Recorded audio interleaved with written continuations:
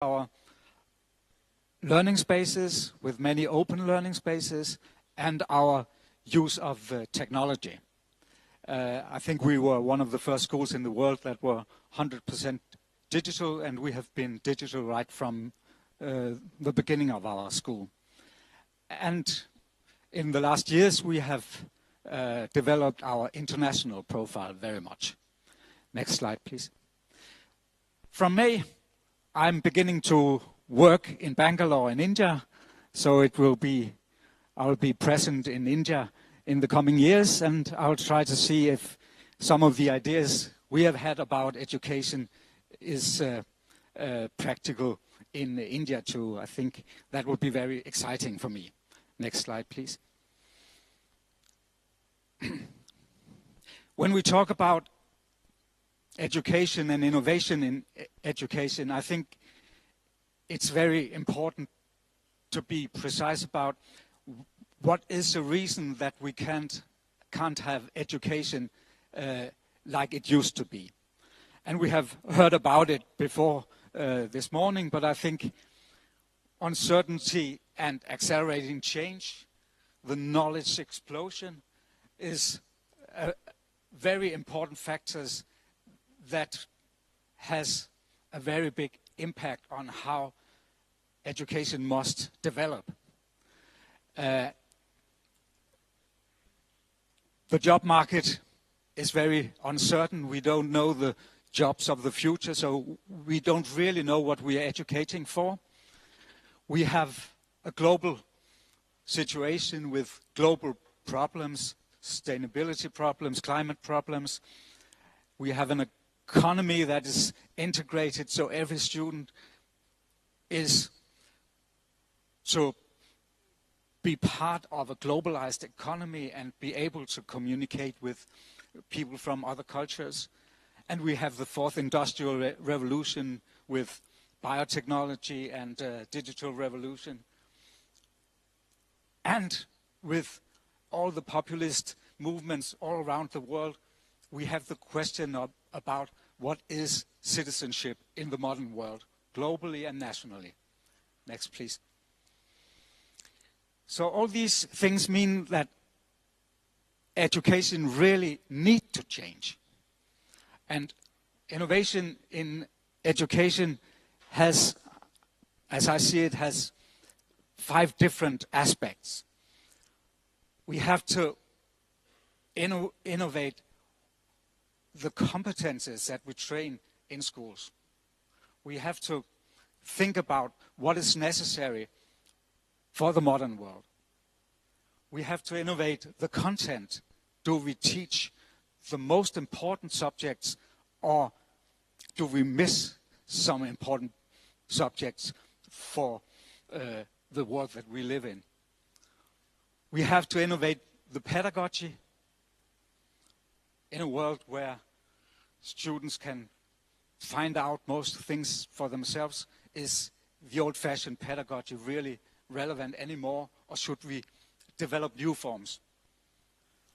We have to innovate the way schools look, the learning spaces.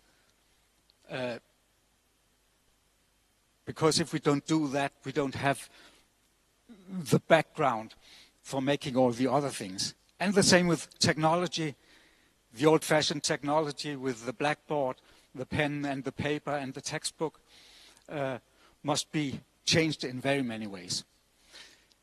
In my school, we have been working on different aspects of these 5 bullets. Next slide, please. And we've come up with a framework for thinking about what is important to learn for modern schools. That's what we call 21st century learning. I think it's important still that knowledge and learning is the foundation, but it becomes more and more important to be able to gain knowledge and to create knowledge. In a modern world where the job market means that you work together with people, it becomes more and more important to learn to live together. And I think an important aspect of modern learning is not only to be able to repeat what is said in the textbooks, but to understand it and act upon it. So learning how to act becomes more and more important. And the last thing is learning to be human under the modern conditions, learning to thrive in the modern world. Next slide, please.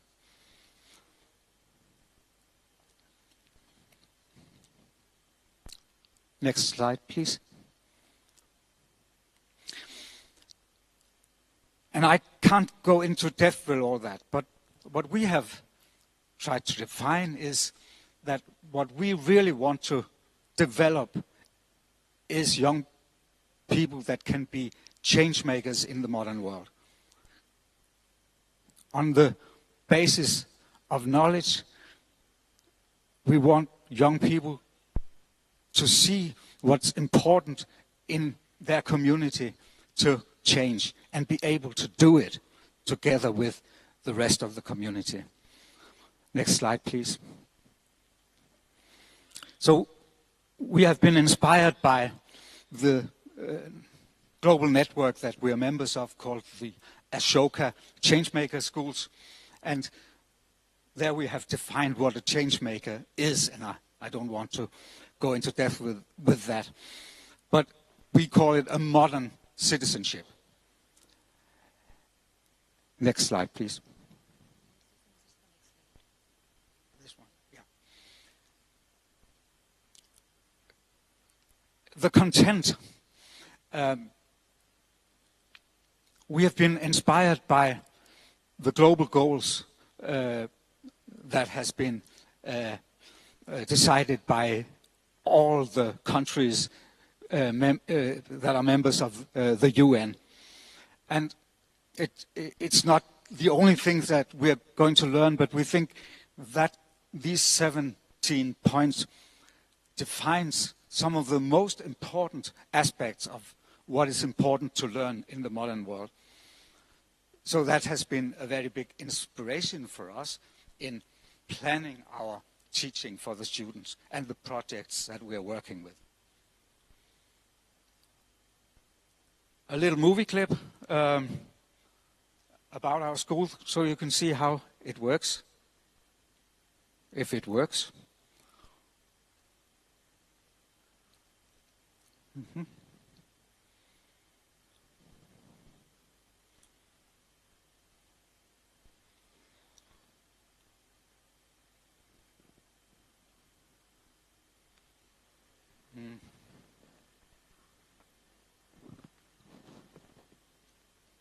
No.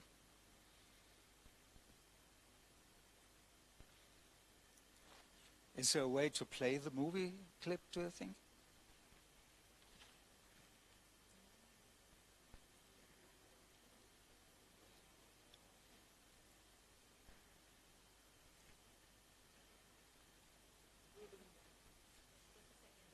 Yeah, fine.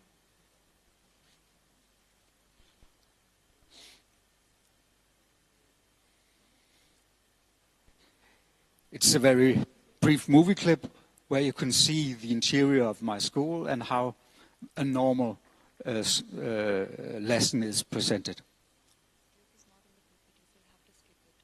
Okay. So, it's a very fine movie clip, you just won't be able to see it. So I'll talk about it instead.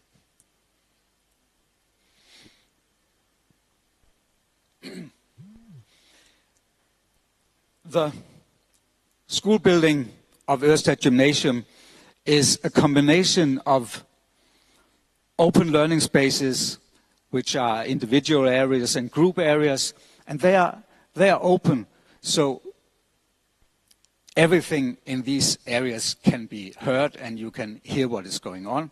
So the teachers have to plan teaching in these areas that makes students active and where the students do the work themselves with the teacher as a coach. Then we have traditional classrooms, laboratories and an arts room and PE, and we have auditoriums and meeting points and chill zones. And the last ones are very important because the students love to be there, but they also make work there. So it's a combination of meeting points and working points. But the important thing is that a school day in my school is a combination of all these learning spaces. And the reason that we have them is to force teachers to organize teaching that is student activating. Projects, training, dialogues with single students or whatever can happen, but more than half of the lessons in my school cannot be traditional teaching in traditional classrooms.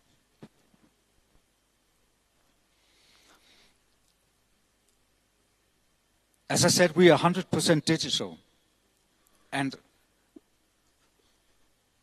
the digitalization is very important to us, because if we didn't have our digital backbone, we wouldn't be able to organize teaching in the open learning spaces.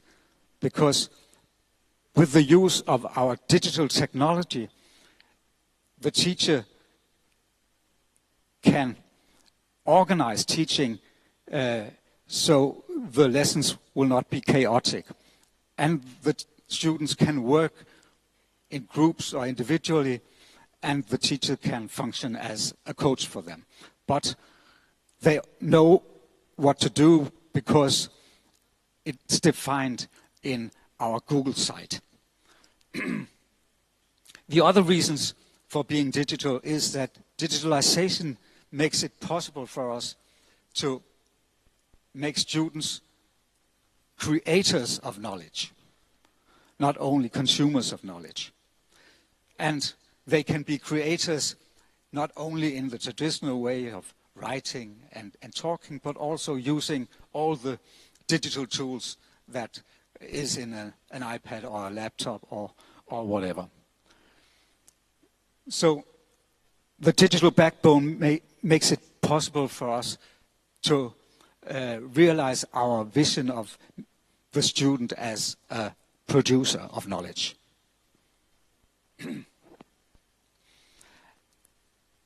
I can't go into detail with all the aspects of our pedagogy and our didactics, just to say that if you really want to teach new competences and have new content, you also have to change the pedagogy. And the direction for our school is more and more problem-based learning, more and more personalized learning, more and more emphasis on feedback.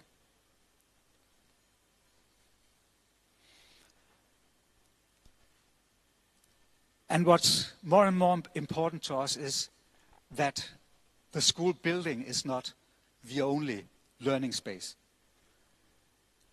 The digital space is another space, the local community and the global connections are other learning spaces that we take into the school, and the students go out of the school to make inquiries and research.